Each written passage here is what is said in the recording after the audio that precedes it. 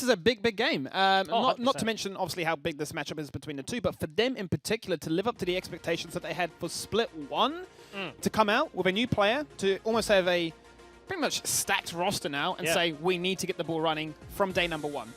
Double rookie top laner, 2 splits in a row coming out now with that. Fudge has joined the lineup. Jake put a lot of pressure onto Babip, and the top jungle synergy is definitely going to be an area we have to kind of look at, tracking into the rest of this game. Fudge, almost promoted into the OPL, was on Intuition for those that watch the OCS, and unfortunately was unable to play the playoffs. Fantix, their coach, wandering behind them, you can see right now, actually had to step on in. But this is a guy that's been around the OPL scene for a very long time, but hasn't been quite old enough, I think, to play on the OPL stage now. Certainly getting his chance to have a crack at the title. Let's see a J spam, which is nice. Not going to see any shenanigans like we saw earlier today with the sieging ability. But Rise is also going to be taken off the board as well. So Rise has been a bit of a conflicting champion for today. Either he is a first locked in, or he's just first banned. Yeah, makes a lot of sense, you know what I mean? Like, if he is too strong, either ban him, and if he gets through, then you take him up immediately. I think the Jace in this game specifically is more of like a shield swiper ban. It's not an order, we're going to flex it in 7 rolls, put it mid, and let's play a mega poke comp. It's much more of a swipe. Is probably going to be blind picking something in the top side, and they don't want Fudge, who is a big carry player. These two guys differ greatly, I think, in styles, and he's much more of the Aurelia, the Fiora, the Jace, that kind of guy. So certainly a ban that makes a lot of sense from the Chiefs here on the red side. We do keep up the 100% involvement rate, however, of the Yuumi, as well as the Aatrox. Now, Aatrox has seen a lot of love recently, especially, but he's just been one of those champions so influential in his ability to try and shut things down, to try and get the job done, to have that second life bar, especially in that top lane when you discuss about carries. Another character that would spring to mind, such as the Jace, that sure Fudge would love to play. Yeah, Aatrox is just obnoxious, to be honest. Like, straight up, that champ is busted. I expect, now that the Aurelia has hit the bench, it's probably going to be the Sylas ban for the Chiefs, and then you kind of have hit a lot of the OPs on the patch. I'm trying to think of what is left. I think there's kind of a list of 6, and we've hit 5 of them here with the Jace. Probably not making the list that is in my head. Completely blanking what the last one is, but Chiefs certainly do have the decision to make. Is it going to be the Sylas? Of course, a couple seconds before that does count down, and no, actually denying the Sona Taric. I'm crying a little bit on the inside, but regardless, Mammoth are not, because they do get that insta-lock on the Sylas. Akali is the other matchup, but... Oh, and Nico is the one, because Akali versus Sylas can be a fairly difficult matchup to navigate. It's a very quick lock-in from the Chiefs. Raze has got himself an AD carry. He has played just a boatload of games on right now, with a split under his belt with Ayla, who came in. Very strong performers, I believe, in split number 1. It's one of the better bottom lanes, tracking towards the end of that season, and certainly a safe pickup here for him. As you say, Nico, a pick that can definitely flex in multiple different directions, but we are going to get ourselves a Sivir, thankfully. This time up against a poke composition, there will be a pick that can try to deny a lot of what it is looking to achieve, combine that with the likes of the Nautilus, and suddenly you have a situation where we can engage, we can run at you, we will force those fights. If you want to poke, well, we aren't going to go for the hard engage that we've seen in the likes of, Sejuani's and Jarvans, but we're going to be able to just run at your face. I mean, they can still go in for those sort of champions, right? It's just the bottom lane locked away as of yet, but as you mentioned, yes, very, very strong engage options here being locked down for Mammoth. You can see only kind of had a cheeky little grin on his face before it has now subsided. Maybe didn't really expect to get the Olaf. We've seen Olaf get a couple of first and second phase bans today. Not a lot of play, but only is a long-time tempo jungler player, and a long-time Olaf player specifically. Probably his best champion, or at least near the top of that list, depending on who you talk to. So certainly very comfortable in this regard. Support, and what is probably going to be another solo laner here to be locked in for the Chiefs. I expect this Nico may just chase the Sylas around. Mammoth will have to show where that flex is going to go before Chiefs have to lock in anything on the other side of the coin. That's the Jarvan ban you were discussing before with what Mammoth have locked in so far, adding that into the pool of what they have. Would have, spelt disaster, I'd like to say. It would create at least a very scary situation, to say the least. And the Lux coming out, so do not want to face the likes of a Lux Ezreal with the combination of an Eco that we've seen today that was annoying. Yes, 100%. I like that. Ezreal Lux sounds like a super obnoxious lane to play against, but just going to take that one off the cards. Do they ban away another support? Anything like the Braum, maybe to pair with the Ezreal? Not at the height of the meta at any sort of time, but Certainly do have their options open. Double junglers banned here from Chiefs makes perfect sense. Mammoth haven't taken anything away. The Olaf does sort of dissuade a fair amount of the champion pool, and then you remove the Jarvan, you remove the Hecarim. Babip doesn't have the most amount of options available to him. Yeah, no Hecarim to try and run them over with the Predator, and that one shot potential he definitely has with that dash and charge on in. Morgana is response, however, so looking to try and disrupt as many cooldown, or sorry, I should say lockdown abilities when it comes to either support or a mid laner.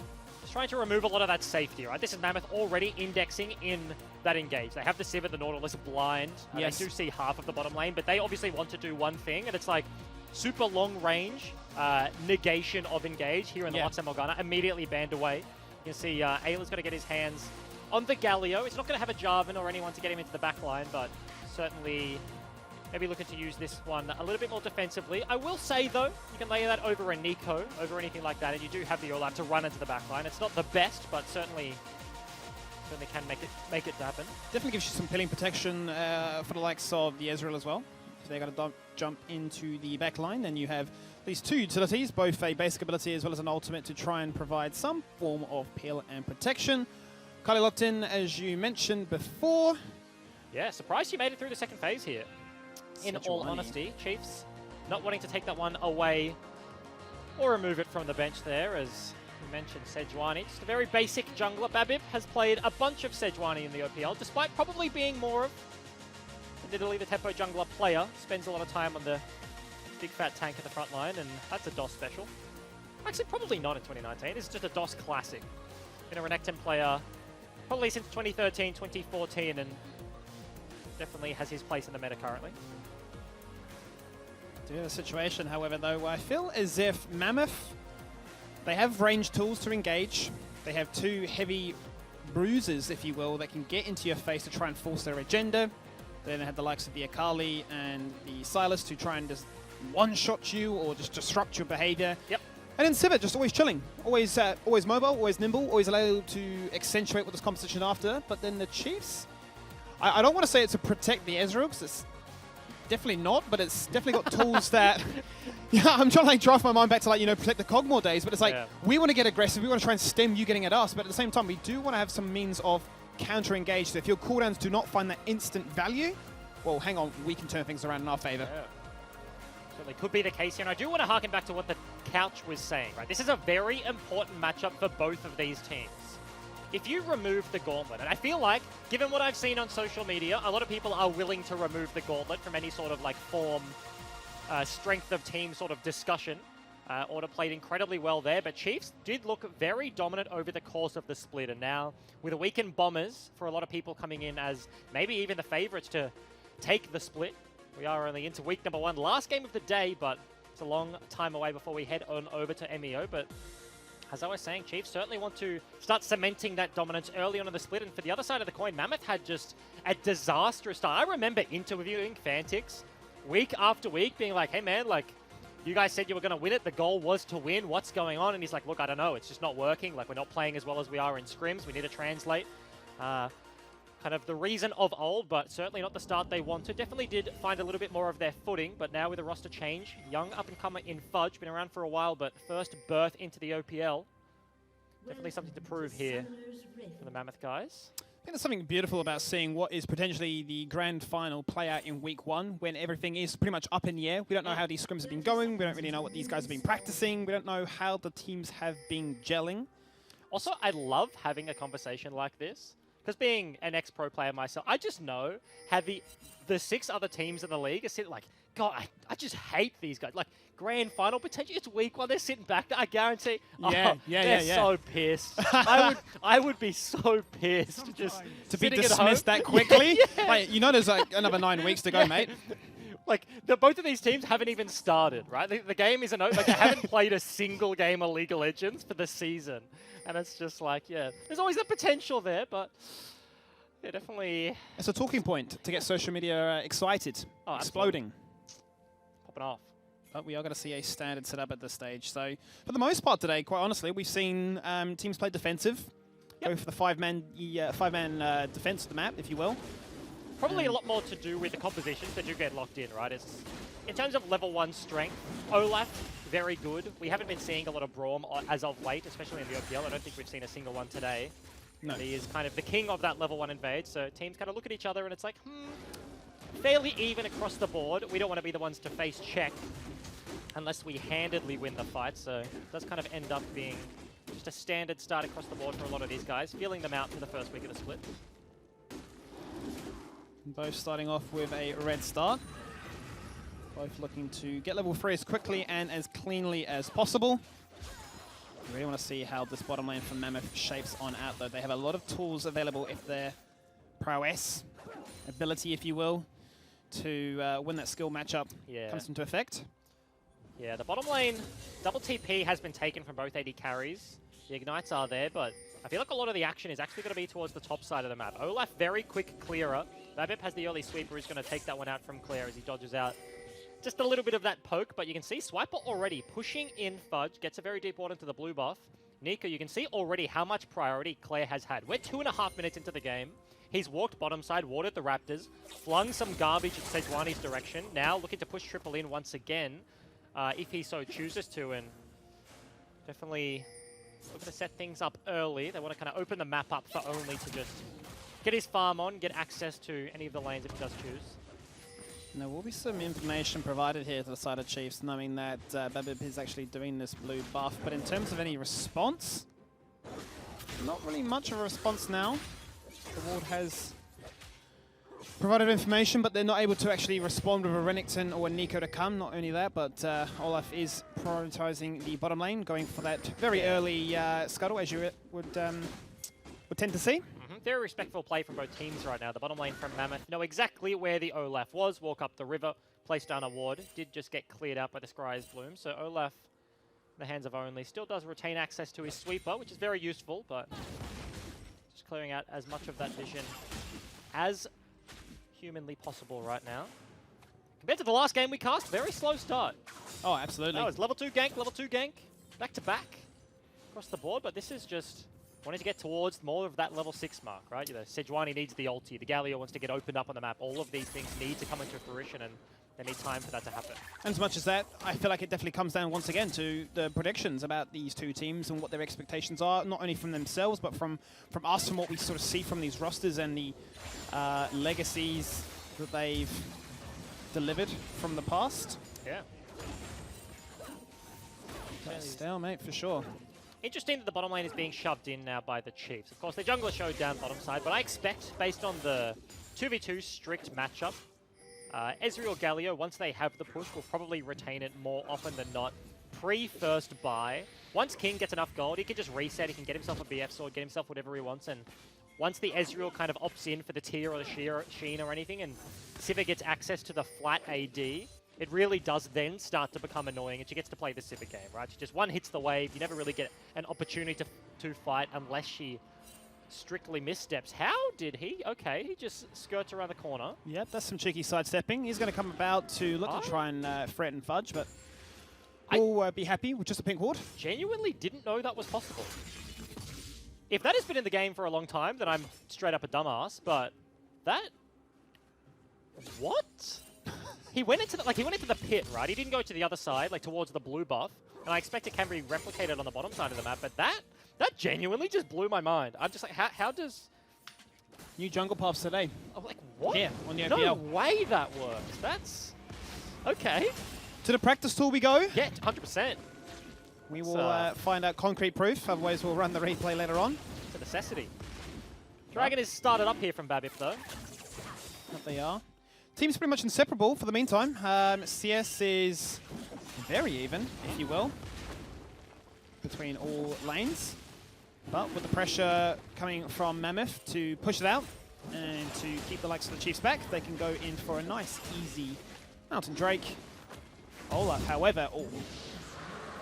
So the contest isn't there, but Galio certainly is in a position right now. He is indeed. Flashes go out. King is going to go across the wall, but Raze!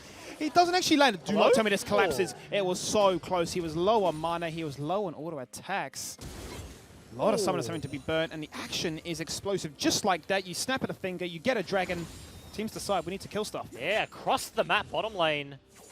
Ayla really just kind of snuck around behind the bottom side of King and Destiny, just helping out their jungler. Babip's like, come on guys, I'm getting a bit low doing this one, but in the end they lose their flashes. King loses his life. Doesn't lose much CS based on the TP situation, but Swiper has just been left alone to push in top side. Flash and a blinking health bar in the hands of Fudge. Did mean a recall had to come through and a very long walk back to base. That's just a boatload of pings happening right now. That is indeed. And there's only 2 teleports available, and that is mid lane. And as has been tradition today with the Nautilus, it's all about roaming. Yeah. It really is. Mobies or not, you want to try and force some action whenever you get a chance. Much like when you have your 1-3-1 splits with the solo laner going off. Check mid. Can you do anything? Go back. And it's perfectly timed, right? See when Destiny landed back into this lane. King was absolutely fine. Raze needed some time to clear out the wave before it was even in threat of crashing. So Destiny walks mid. Does he get an opportunity? No, he doesn't. He just walks back away and now starts proccing his Relic Shield and gets back to lane just in time. That was a trade and a half, though, from Triple. It really was. Definitely got a lot of value out of that one. Got the ulti, whereas Claire did not, so safety was eventually going to be there if he needed to pop the Pop Blossom, but that is not going to be the case. Once again, all of the Nikos you see in the current meta going for the Super Soaker build, so it has Glacial. You expect him to be spooking the Ghost much later. This is a gank in the works, though, Chiefs. It really is. Olaf is going to rock up to the party right now. Teleport's going to come on in, but I'm looking to try and take this one out very, very quickly. It's going to be Silas dropping on down. Fudge is denied. Welcome to Mammoth. Welcome to OPL. Welcome to top lane. Here. But Triple is looking to try and go for the 2v1. Jumps on in. Looking for only. May have been far more than he can chew. And that is a situation you do not want to have right there. Yeah. We've just fed Swiper 2. That was a disastrous turn of events there for the Mammoth solo laners. Fudge potentially calling for the TP. Triple lands just in time, but just used the ulti in mid lane, so lands to his death. Very well played by the Chiefs to play it very slow. They use their cooldowns on the Silas, so they just kind of hang around. Olaf sitting in the bush. Swiper just waiting on his ulti cooldown and pops that one. They wait for the Shroud. No flash available. Was burnt by Triple to try and escape at the end of that play. But Slice Dice. Very easy cleanup and 0-1 score lines. Every single lane here for Mammoth to start off this game. Business as usual, really, for the side of Chiefs. With the coveted pick of the Renekton. The Olaf finally being allowed through the draft to find some value and putting an impact it is. 1-0 and 2. Equal on CS as well to the Sejuani. And we're going to get that Ezreal online with 1 kill to his name so far. Already got the tier in hand. Working towards that Moon. Yeah, certainly the case. And I actually have a live update. We were talking about the vision control. Yes. Around the top scuttle crab.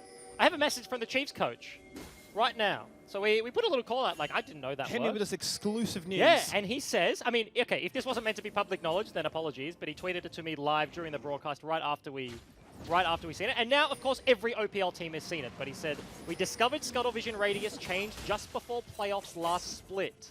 Only works in that one corner top side. So it's not kind of mirrored across the board, but yeah, cheeky little insight. Thank you, Volt. Coach of the Chiefs. Welcome to Summoner's School. Here we are in OPL. OPL. I respect that. Happy to dish out the knowledge. An opportunity here for the Chiefs they're looking at, but root won't land, so they do just end up backing away. Only is stuck in a pit as an Olaf with no flash. This is a bit of a situation right now.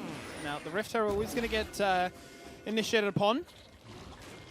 Chiefs are going to decide, well, if you want to try and force our hand, maybe we will just go for the full collapse. Now, let's take a quick note of how the AD carries are responding to this one. Sivir is being proactive right now. There is no teleport available on towards their Ezreal, so they're going to go straight on in with the Galio jumping on in, looking for the tool, looking for the damage. Triple gets the first. Can they find more? However, Nico getting the knockup. Nico not going to be able to find much at this stage, but does get one. Sejuani finding the Galio. That's a 2 for 2 so far.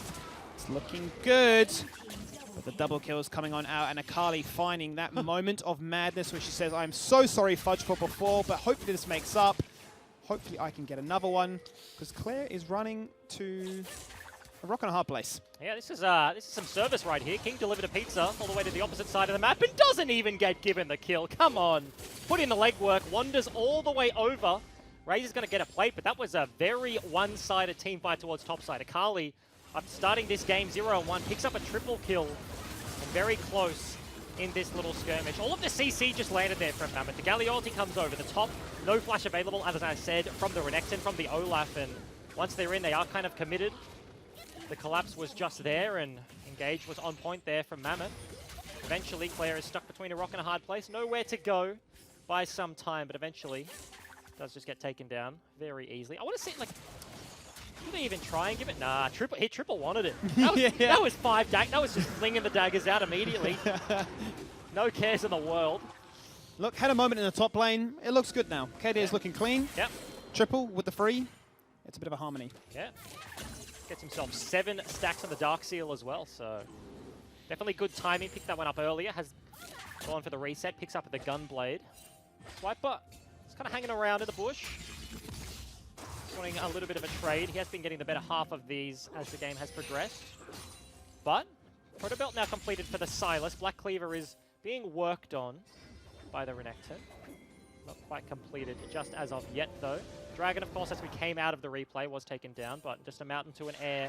Split across the board. Gold lead certainly still within touching distance between both of these guys. You can see small leads starting to accrue. Swiper building that 10 CS lead.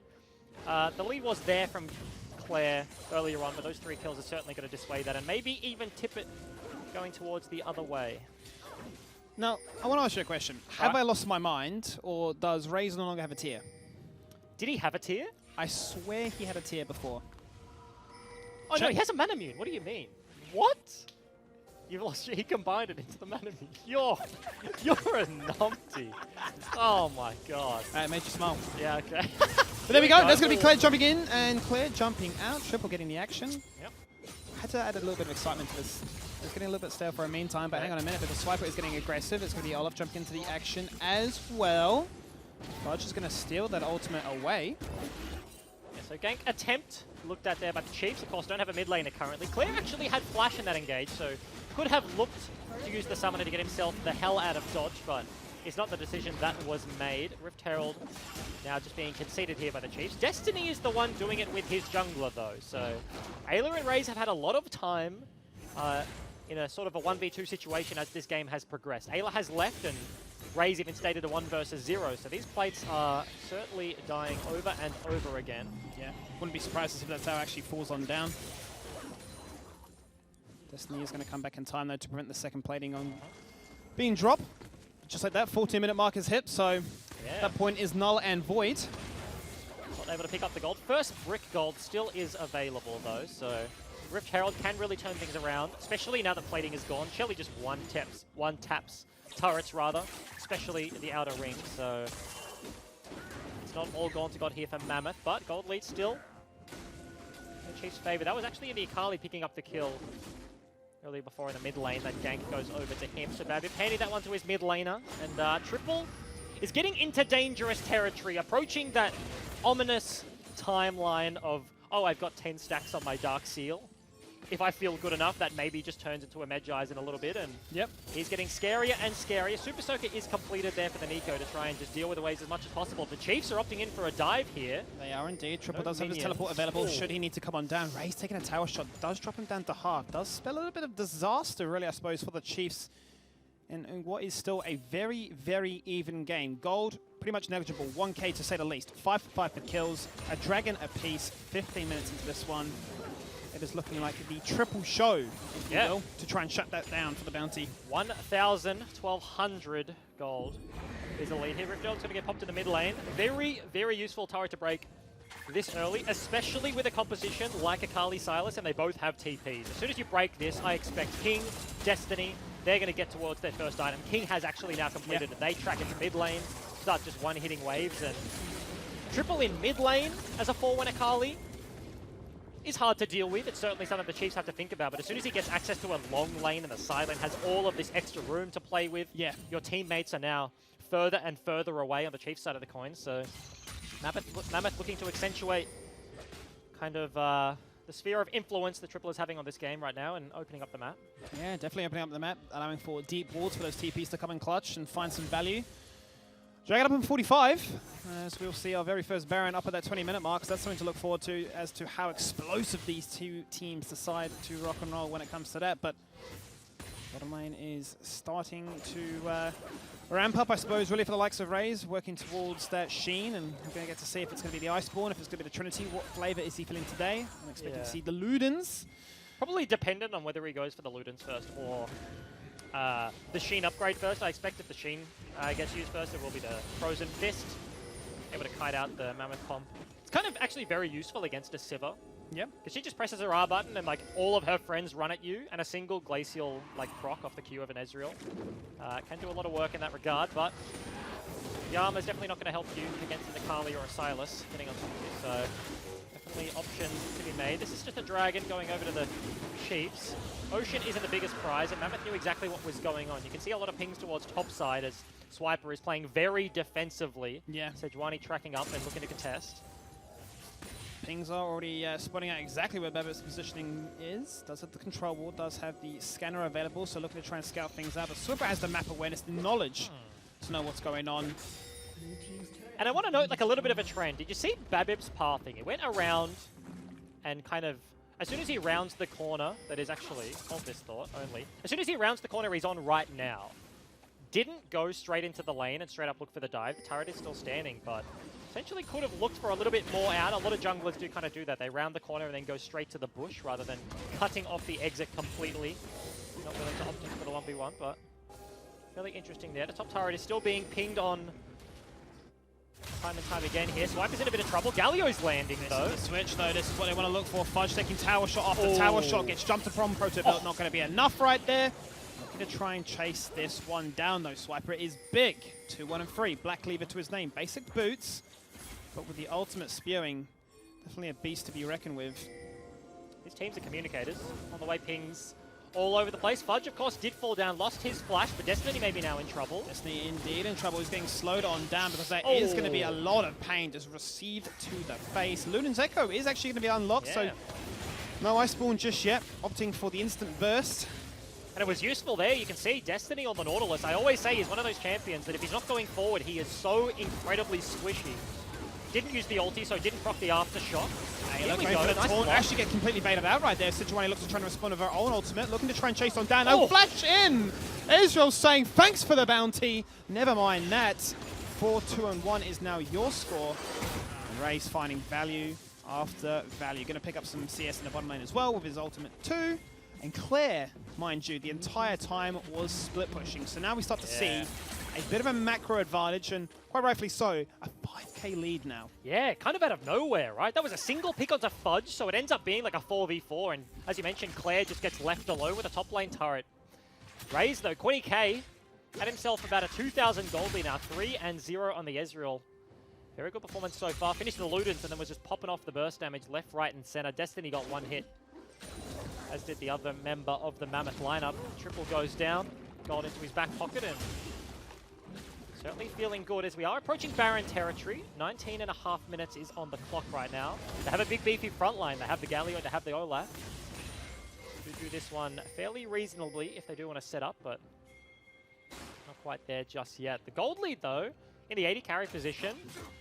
Like, gold is semi-intangible because obviously it needs to be turned into items, but a lot of the time it's like you have 1,000 gold lead and you have an extra component on your counterpart, right? But this is literally an Essence Reaver and components versus 3 stacked, completed full items.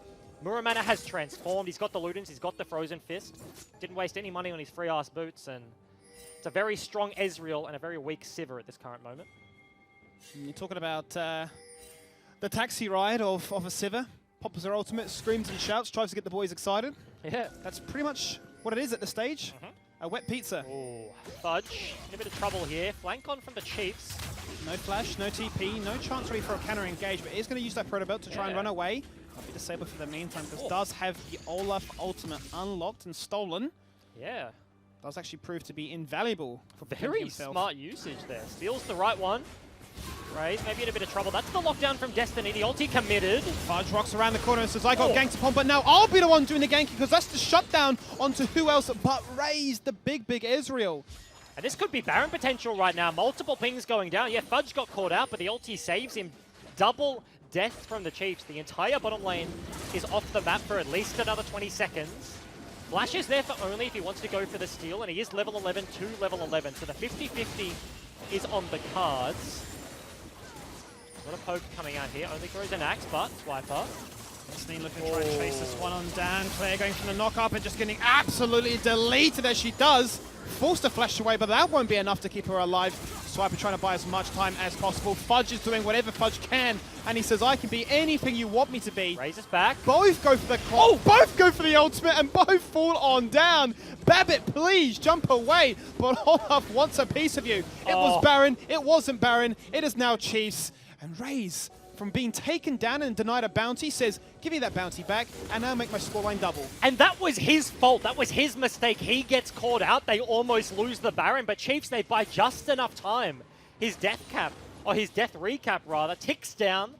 30 seconds on the clock. TP's back to the play. Double kill with Trusop Barrage. Cleans up the back end, and as you mentioned, 3 kills to 6. We're going to see how this one started off. Swiper steps just a little bit too far forward and ultimately does cost Claire his life. A lot of damage was turned around there with an eco, but you can see that just kind of stalling out. The stopwatch comes out in just a moment from Swiper. TP already channeled and only never quite left. It's just a Sejuani whacking him in the head. Doesn't do all that much damage, but just kind of toying with him, keeping them interested for Raze to eventually be able to come on back in and clean this one up. And every summoner had to be used in that little debacle. Yep. Every single summoner. That was an explosive team fight. That was a fight that lasted a very long time, that started in the top lane, that transitioned into the mid lane, and went from Baron and back. 22 minutes and 50 seconds into this game, and the Chiefs, although the gold lead isn't as healthy as it once was, with 3 Drakes to their name, at least prevent the Baron from being stuck under their nose by Mammoth. Yeah, because about 10 minutes ago, you're looking at Akali, and it's like 4-1. This guy is monstrous, and he's looking like he's going to take over the game, but now completely script has been flipped. Raze 6-1 on the Ezreal. And even the Sivir, look at that, 3, 1, and 2. Yeah. So we were talking about 3 completed items before, now you got the Sork Boots as well, but suddenly you got an Infinity Edge, you got the Essence River, you're working towards that 3rd item, that Zeal item. It's looking a lot better. That Phantom Dancer will definitely prove to be invaluable. Yeah, and if you look at the dive threat onto the Sivir, it's not too great. Galio doesn't have anyone to get himself onto this Sivir. Olaf really can't run just straight through a team fight and get on top in that regard. So it really is just kind of Swiper as the solo man to deal with King, and he's just going to hit him in the face. Ricochet, auto attack, animation cancels there, the resets, and he can kind of, now that he has the Infinity Edge, crit 80 carry versus non-crit 80 carry, despite still being down a whole ass item. And dish out a reasonable amount of damage. Has a lethal tempo as well, so he pops off in the team fights. No buffs are available. No neutral camps. We're all looking at a Baron right now. So both solo laners go for the split. We are going to see a TP available for Claire's Nico, but not for the Akali. Fudges are soon to come up. It'll be interesting to know how they do their lane assignments to respect that Baron. Send him immediately to the far lane. Fudge will have the TP up much sooner and is going down there to deal with the Nico. Respawn or recall comes out of Claire, so we'll find some time alone with the turret. King is actually tracking towards bottom lane as well. Interesting sort of play here. Red buff is up and available, but I was thinking based on his pathing, he wasn't running straight towards the red buff, right? He was looking for potentially going towards bot turret, looking for a cheeky little play. 80 carry TP isn't the most useful thing in the world. Ray's probably just got the best use he will get in the next 3 weeks out of that summoner, to be honest. Picking up that back end of the team fight, so those are few and far between. He could have used that in the hands of King to walk bot, take down a turret and TP back to the play, but this is a fight. Ayla's in trouble. It's a fight indeed right there as Nico jumps into the fray, looking to try and get as much pressure as possible. Swiper forced it back on out. Redemption could be clutch here as it's going to keep Ilya alive. There's going to be Raze that finds the first blood, the first casualty. That's the Galio jumping on in, double knock up, and a taunt to follow up before he falls on down, but Sivir goes clean. Sivir goes double. Sivir is looking for more. Reddington gets the response from Akali, and we're talking about how big that Akali was before, but Raze is the true AD carry. 9, 1, and 1, triple into double into Baron, basically keeping Chief's dream alive. Such a turnaround fight there. Swiper desperately dashes both times over the back end, cleans up triple, and that was an incredibly close fight. Raze eventually comes up with a bunch of the kills, but second time's a charm on the Baron start here. Chiefs very easily going to pick this one up. Feels bad for Ayla, only 5 seconds on the clock and they're not going to wait for him, but it was actually Mammoth starting this one up. We now hear the shout from Sivir. Ayla is the target, but definitely not the best one. I say disengage from Fudge. People say that Nico ulti onto Sylas is almost better than it is on the Nico, and did a lot of work in the backline. Raze kind of cleans him up, but it did look incredibly close at this point. Raze over the wall, not doing much at this point. Sivir uncontested on the backline. King just right-click after right-click, and unfortunately for him, steps too far up after using the spell shield. Can't quite dish out just quite enough, gets turned on, lasered by 3 members, and that's a team fight, it's a Baron. It is indeed. And just like that, we're back into a situation that we were familiar with maybe a good 10 minutes ago. Yeah. Where we have a 5k now to be 6k gold lead for the side of Chiefs, who are now working on utilizing this Baron effect. And every single game we've seen today, when Baron has come to life, Baron has definitely found huge value. They're always guaranteed an inhibitor. But when we have these two teams vying for what we've coined as the potential grand final, because I just want to rub it back in again, you know, just get people a little bit excited, a little bit. Just the weakest claim of all time. Oh, it's potentially A potential grand final. Does that mean that this inhibitor isn't a surefire? Very nice hook there from Destiny. King somewhat gets baited by his own support to hard force this one. Claire is in no man's territory. Babip gets an ulti though. Babip definitely wants to go for it. He jumps across the pit. He gets amongst it, but it's not going to be what they need. Redemption getting utilized here by Galio. Going to keep the team up and healthy. And a very close call there for Babip. The route from the Nico was kind of scraping the backside of his pig. Could have potentially spelt his demise, but it does mean that the Sivir ult is down, the Sejuani ult is down. That was the engage they looked for, and as soon as the big cooldowns are off the table, you see Chiefs mid lane turret instantly dropped. Mammoth willing to concede the bottom lane one as well. So Baron already creating a significant lead. The inner ring almost broken here, just one turret left remaining. There it is. Destiny, of course, used to be Swiper's support, and he has that old saying, Subterranean Nautilus. You've got a couple of options here with the Nautilus skins. One of them does more damage, but this skin in particular, the hook is just that little bit extra length on the end. It's like the tiniest little bit, and he's certainly fishing for it so far. And he is. But this is it. The curse or the blessing, however you want to put it, depending on what kind of fan you are. An inhibitor does fall on down. The rotation from mid to bottom finds value. And as is tradition, once more, we may see the double back of rotations going through to mid once again. And almost in some way, watch the Raze show. 9-1-1, 600 bounty. For the most part, these skill shots are landing, and it just doesn't really feel like he's that under pressure in these team fights. Yeah. There's a lot of safety, a lot of front line to deal with. It's very hard for Chiefs to actually force really anything to happen off their own volition. Their engage tools aren't a Jarvan, aren't a Sejuani. The best they have is, I don't know, a Nico route. That's just about it. Swiper. He can double dash to the back line. They can't start things unless Mammoth specifically give them the opportunity. Very good at punishing mistakes right now, but given that they had the Baron and were able to break the base, I feel like hugely important for the burst Baron of the game. Not going to be the one that ends it, but only 2 minutes left on the cooldown. That's not a lot of time when we've been in this game for 30 of them so far. King is the target right now. Looking to burn a ulti or a summoner here at the Chiefs. There are 3 teleports available for the side of Mammoth.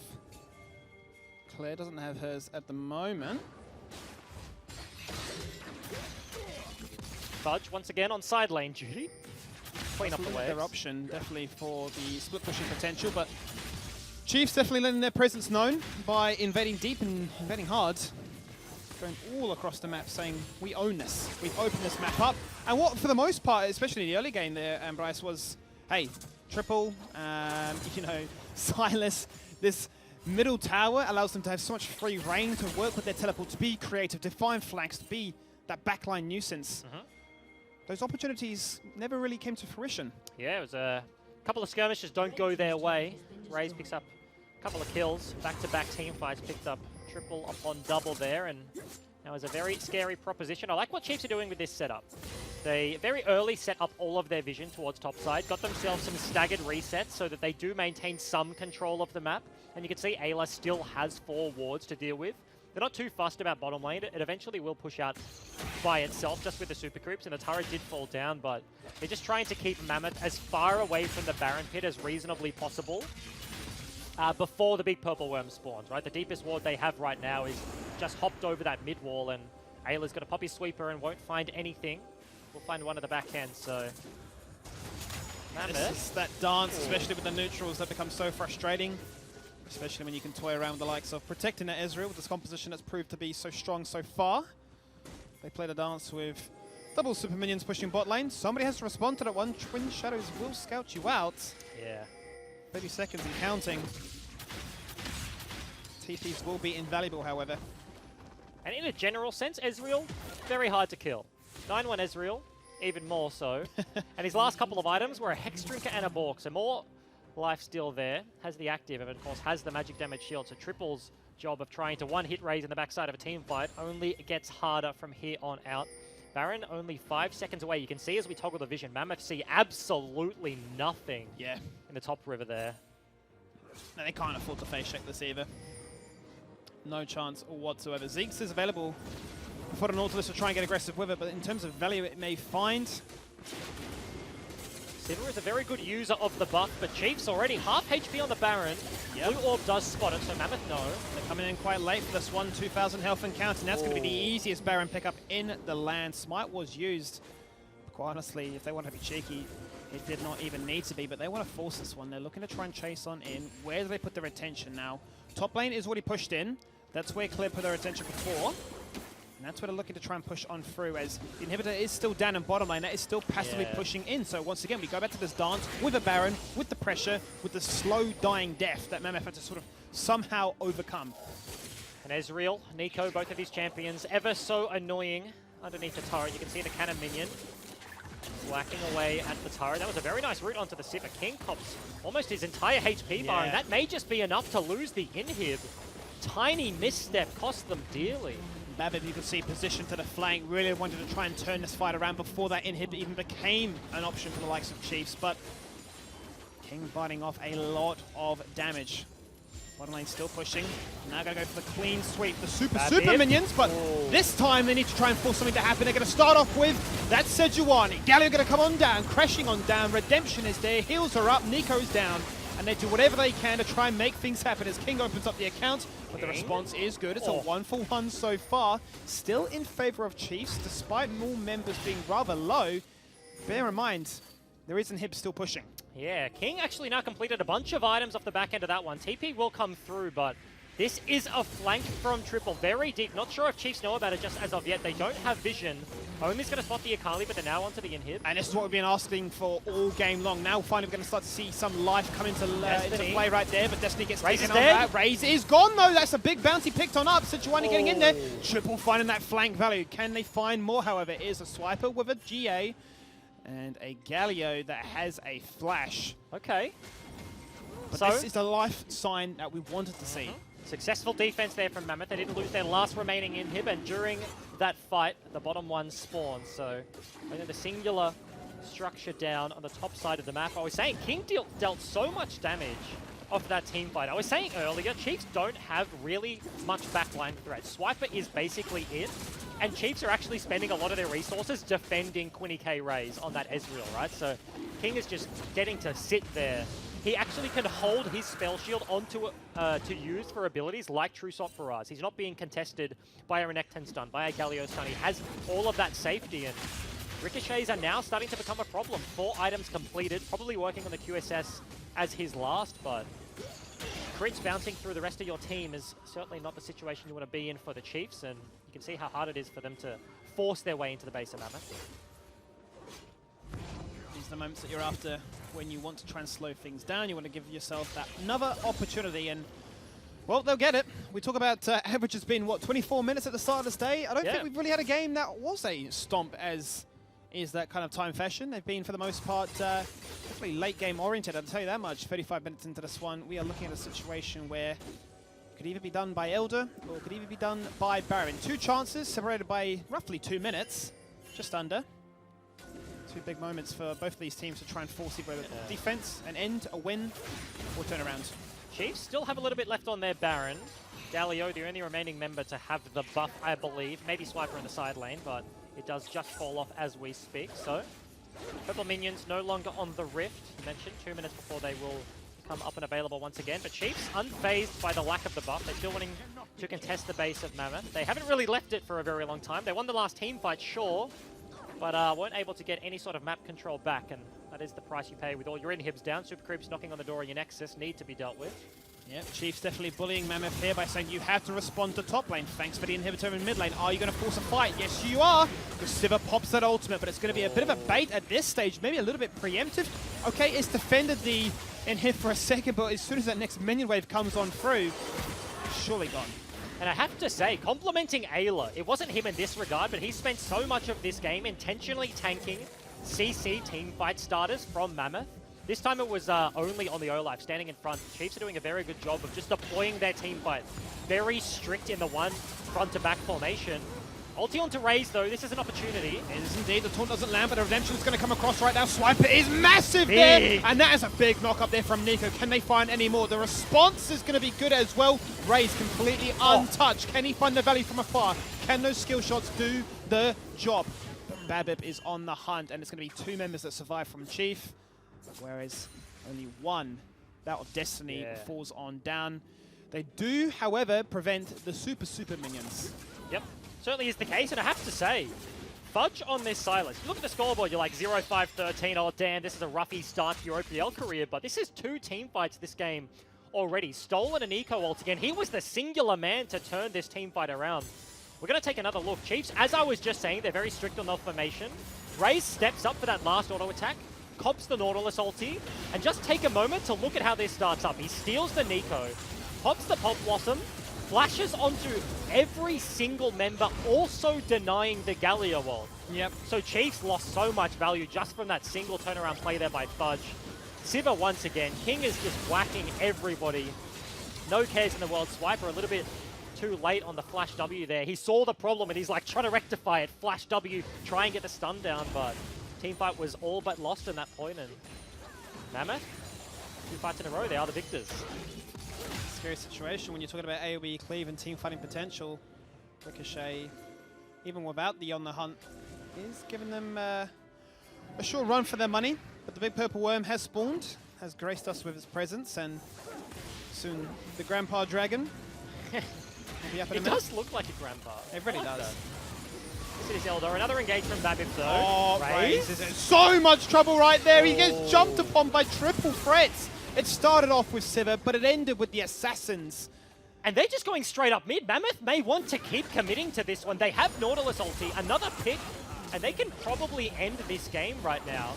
Flash behind from Oli. He's actually looking to proxy the wave. If Claire can clear this one out, gets a nice Q onto the back line, flashes in. Big knock up. That's onto at least 2, but getting instantly destroyed as a result of that one, and Fudge picking up the kill. Now Swiper going to fall on down. Don't tell me this is about to happen right now. Yes, you're proxying the wave. Yes, Fudge is coming in, but they're going to go for the inhib, and this is, I mean, scary situations right now if you're a Chief fan. Yeah, do they even need the minions? They have double tank here, and King does significant damage. They have the buffed up turret, so they're not taking too much as of yet. 15 seconds on Raze, 10 on Ayla. The cannon's going to arrive. I don't think they can do it right now. The respawn timers are too long. 2 seconds on the Galio, 5 seconds of Raze. His head is in his hands right there. Mammoth clap, easy clap if you ever have seen it. They scaled, they found a team fight, they picked apart the man with the blonde hair, and Ezreal could not blink out of that one. Yeah, that hurts. That was multiple mistakes in a row, unfortunately, for Raze. That was a very rough end to a very good performance from him that started that one off, and you can see smiles all around for Mammoth. They had all but lost that game at certain points, but last couple of team fights, 2-3 in a row, and all you need is a cannon creep, and that's a Nexus dead. That hurts. What is up with team fights? I mean, what is up with teams getting Baron? Convincingly taking out inhibs, maybe 2, maybe 3, and then be like, the game, yeah. I might just lose the game that way. Yeah. That seems like a really cool plan. Is it a curse? I said it before. It's a curse. It's a blessing. You get all these inhibs. It looks great. The map's all under your control. And it's a bit like it looked like a little bit of complacency. I don't know where to go, guys. Yeah, because as I was saying, Chiefs have looked very strict on their formation in team fights, and it worked out so many times in a row. And then as soon as they're like, yes, we've all but won this game. Like 3 inhibs, we're whacking on the door of the base. Like this is just a consolation prize. Like we'll end this game eventually. Raze steps up, dies once. Once again, gets caught out by the Nautilus. A single hook and Akali is enough to clean him out. And yeah, Mammoth completely turn around that victory. Good start to the season. Good start to the season. Fudge coming in there, doing, as you quite rightly say, some massive ultimates, finding incredible value. And we called it out a few times, especially with the ability for him to pinpoint the exact ultimate he wanted to steal, prevent deaths, turn around team fights, and get it into motion. And I think, really, for them, this is the dream start they want. This is a big morale boost. This is a big chance for them to say, yes, we did finish a little bit abysmally in Split 1, but we're going to come out guns firing in Split 2. for Chiefs, it's a bit of a worrying concern as to, I don't want to say a slump. It's very early on to say that. We're already talking about predictions and potential finals. Definitely not a slump, but it's definitely a situation of, they're known for starting off strong. If they don't reach that finishing line in that strong fashion, what happens when they start maybe slow? Yeah. Do they peak later? Holistically, like Mammoth, that is an acceptable game to lose if those do exist, right? And Chiefs played that game very well. Like they should have won that game, right? So that is, if it exists, once again, an easy loss to write off. Yes, it sucks, but I definitely don't think they look weak by any means. Yeah. Mammoth certainly happy to pick up the W at the end of the day. You saw the smiles when they were shaking hands. Babip is the Chiefs' old jungler, and he's like shaking hands with Quinn. Yeah. Ray's probably, like, I don't think it's flame to say he cost Chiefs that game there. And they're shaking hands, and he's just like, I know, man. Like, I really screwed it up. Like, having a laugh. So definitely friendly banter between the guys, but yeah, a bit of a roughie there. Banter aside from the players. We've got banter on the couch as my headset decides to disappear itself. It's had enough, but Nick Boy hasn't. He's here. I'm here. Are you here? I am here. Are you sure? I am active. I am present. I am recovered, if you will. We lost you halfway through last Come on, how can you blame me? Please. No. It was a wonderful thing to watch a slow descendance into madness. But a wonderful thing for Mammoth, because this was like, I mean, when we walked in here, we walked past them. They are some happy boys right now. They are thrilled. And you would be stoked to win that game because you've just stolen that one back from the brink. And I talk about this a lot. But every now and again, you have a game of League of Legends where you feel like you've learnt to play League of Legends again. And Fudge just had that game. Yeah. Like, Fudge started off in that game, and it looked like he was lost at sea, young kid, like, coming onto the big stage, playing against Swiper, we call him the litmus test a lot. And then by the end of the game, he's, like, popping off and, like, having some terrific moments. So that was a fun game to watch. In saying that, I hate to throw shade at Egypt. I do not think that was a good game of League of Legends by any stretch of the imagination by either team. I think that if we're going to hold these two teams, as I am, to the standard of this should be potentially our grand final, then both of these teams need to go away and probably have a pretty hard look at that mid game because it was pretty scrappy. Yeah, because even in the team fights, right, there were moments where you're expecting more from individuals. You'd say that like Triple in team fights was doing his job as best he could, but someone like Claire as his opponent wasn't necessarily doing the things that were necessary to win fights. I'd say Swiper, on one hand, was doing fantastically in team fights, doing a lot of work, but Raze was getting caught first. And there's all these different like dynamics there that like there was strengths and there were weaknesses. And we can choose to look at the strengths, but for Chiefs, because they lost as a result of those weaknesses being picked upon when they had such a big advantage, it doesn't feel like a game that they should be losing. And it feels even worse that that's how they lost for them. And we were looking at a certain point in the game where Swiper in the middle of a team fight was unkillable. And he's still team fighting, and I'm just like, you're on a Renekton, like, you can get the Silas or the Akali, like, completely out of this game. You park that Renekton bottom lane, no one's budging him with how far ahead he was. That was a game where, 7 other teams in the OPL probably split push their way to a victory there. And I think that, the Chiefs' inability to be able to do so, sure, they had a big team fight advantage. Sure, they could have just grouped up and won this game normally. But I think that there were some question marks around the play. And then, bottom lane, I think it was pretty scrappy from King and Destiny for the start of the game. They came back into the game. Once again, this looked like Mammoth were playing their way back into form. So there's certainly positives there for the teams. But I do just, I think, a little bit of inability to, without replays, it's hard to go in on these guys, but a little bit of inability to play towards, pretty key win conditions for my eyes. And then, I think, some very scrappy team fights to end this game out. Certainly not as clean as either of these teams would have wished this game to be. Yeah, for me, it was like a battle of mid-game versus late-game strengths. Chiefs are a well-refined team in mid-game. They like to be methodical, make the plays happen. Mammoth looked like they were all kinds of shook around that point in the game, but you hit late game, it's basic League of Legends. Like you mentioned, Fudge relearned how to exist on the map and just popped off at the end. And besides his ultimate that hit nothing. Yeah. He's Babip, though, also had a couple of, questionable moments early game, then late game was able to find that big ultimate onto Raze and the flank there. I think there were some positive signs for both of these teams, don't get me wrong. Still a great back and forward game to round out the night, but would like some cleaner League of Legends. Actually across the board, I said that this is a 26-minute patch where one Baron should be able to end the game. No tanks are running around apart from junglers at the moment. It's very, very brutal. If you get a Baron, you generally see Sivir, in scrims at least, Sivir ults down mid lanes, turret dive, game's over, slam the door shut. And I think a couple of times tonight, we saw inhibitors go down, people kind of stuff around on Summoner's Rift, and then the game be protracted for a very long time. All right. Well, there will be plenty more opportunities for these teams to be able to show what they can do as we are just at the beginning of this split. But if we take a look at the results from today, Direwolves taking the win over Legacy in, I think, my favorite game of the day. That was just a entertaining thing to watch. Order taking the win off Bombers, Avant taking Gravitas, and Mammoth taking Chiefs. So it was a good side games as well. Yeah, it was a good day to be on the left hand side. And then tomorrow we've got Gravitas versus Mammoth, Right hand side. Legacy versus Order, Bombers versus Avant, and Chiefs are taking on the Direwolves to round out tomorrow. Not to get too far ahead of ourselves, but the MEO is a thing that's happening at the end of this split. It is the grand final. It is a live on stage event. It's at the Melbourne Esports Open, and you should head to melbourneesportsopen.com.au/tickets to get yours, because I mean, last year was a lot of fun. It was. I mean, what more do you want, Nick Boy, than hopping on a plane, for me a train, heading into the greatest city in Australia, what have we done? being able to hang out with your team. Like, it was, come on, it was great. You were there. I was there. Rusty wasn't there. It was great. And it was a lot of fun. Despite the city, the Esports Open really managed to pull through. Of course, none of this would be possible without the help from our wonderful sponsors. So a massive thank you to all of them. Of course, we have McDonald's, who is the official partner of the OPL.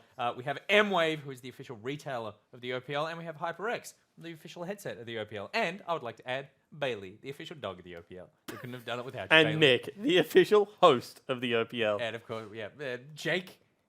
Thank you very much.